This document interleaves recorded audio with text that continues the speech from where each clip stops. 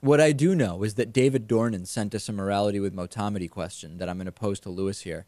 And this one is, it has some similarities to a couple of others, but it's really making it very, very personal. Imagine that one day Lewis has a kid, which I know for many people is a disturbing thought in and of itself. But let's assume for a second that that happens. Lewis, let's say your kid has a terrible illness, needs an operation to save his or her life. The operation costs $100,000. You have enough money to pay for the operation and no extra. You're on your way to the hospital. Doctor pulls you aside and says, you know what?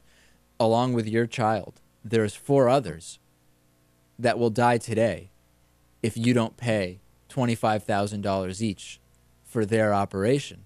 What do? Do you save your own child's life, or do you save the lives of 4 other children you have no emotional attachment to, whose parents have no resources and who will die?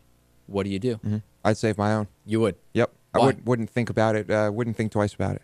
And you believe that one life because I have no emotional attachment to those other children. But think about it in the way of think about the number of people and the number of families and that will be affected. Think about the number of people who further down the family tree will never exist because 4 people have to die instead of 1. If you could save the lives of 3 more children with that money you have, why wouldn't you do it?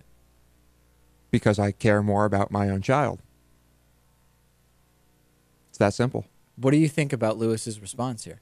I think I agree with Lewis that I would do the same thing, and I don't think this is a very good moral question because anyone would do this. I can't think of anyone a normal parent who wouldn't do the same thing. That's fine. The question isn't whether most people would respond the way Lewis is responding. The question is it not more moral to opt for saving more lives if you can?